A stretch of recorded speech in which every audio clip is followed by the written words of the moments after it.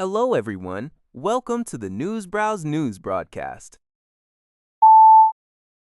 Al Jazeera reports that Ukraine and Russia conducted tit-for-tat drone attacks, each resulting in 3 civilian deaths. In Russia's Vladimir region, a Ukrainian drone struck a residential building, killing a couple and their 12-year-old son and injuring their 5-year-old daughter.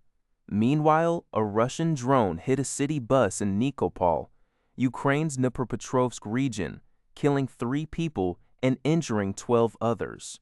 These deadly exchanges occurred a day after Ukrainian President Volodymyr Zelensky renewed his Easter ceasefire offer, contingent on Moscow halting all attacks on energy infrastructure. However, Russia had previously indicated it favored an overall peace deal instead of a temporary truce. Separately, a downed drone in Russia's Voronezh region caused burns to a man and damaged 4 houses. Ukraine's Air Force claimed to have shot down 77 of 111 Russian drones overnight, while Russia's Defense Ministry reported intercepting 45 Ukrainian drones, including 19 over the Leningrad region. NHK reports that the Japanese government on April 6 presented a plan to the ruling Liberal Democratic Party concerning the overseas transfer of defense equipment. The proposal aims to significantly relax existing restrictions by abolishing 5 major categories of regulations, thereby making the transfer of weapons generally possible. This plan largely aligns with earlier recommendations from the LDP and Nippon Ishin no Kai. Under the new framework, each individual transfer project would require deliberation and approval by the National Security Council. Furthermore, the plan specifies limiting defense equipment transfers to countries that have concluded relevant export agreements with Japan, while transfers to nations engaged in ongoing combat are generally prohibited. Exceptions may be made under special circumstances.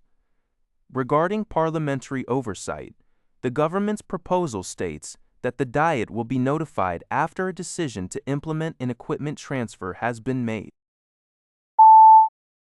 According to Xinhua.net, China's foreign exchange reserves experienced a decline in March 2026, reaching $3.3421 trillion. This figure represents a decrease of $85.7 billion, or 2.5%, compared to the end of February.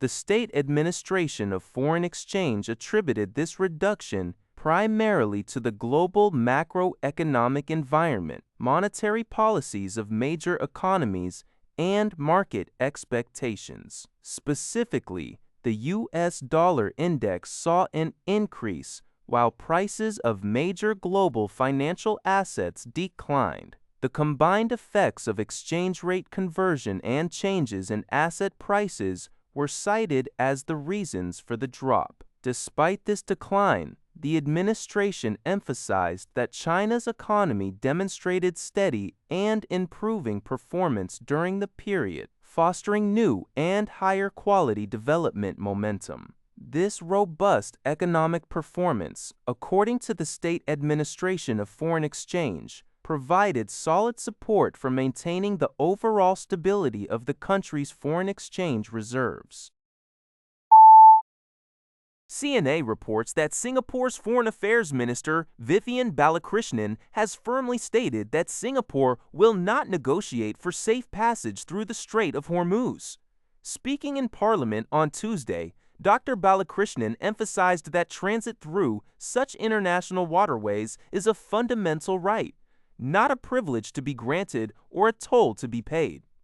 He highlighted that this right is codified in the United Nations Convention on the Law of the Sea, UNCLOS, a principle Singapore, as a signatory, must uphold.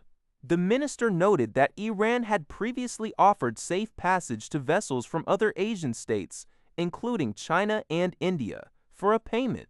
However, Singapore views any such negotiation as undermining international maritime law, which is critical for its own strategic interests, particularly concerning the Straits of Malacca and Singapore, which are vital and even narrower global choke points.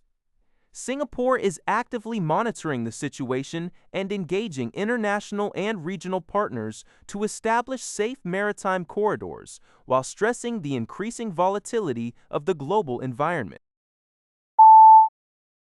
According to metro.co.uk, Iran's new supreme leader, Mojtaba Khamenei, is reportedly incapacitated and unconscious in Qom, one of the country's holiest cities. American and Israeli intelligence sources indicate he is suffering from a severe medical condition, rendering him unable to participate in any regime decision-making. This information was detailed in a memo shared among Gulf allies, marking the first time his precise location has been revealed.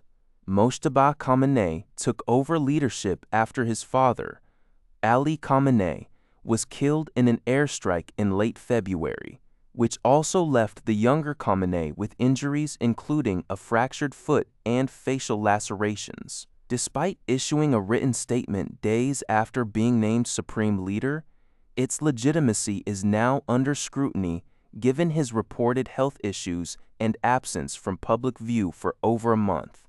Dr. Qatayoun Shahande, a lecturer in the history of art and musology, noted that Mojtaba's personal experience with the strike, which killed his father and other family members, would inevitably shape the political atmosphere of his leadership, likely focusing on retaliation and resistance.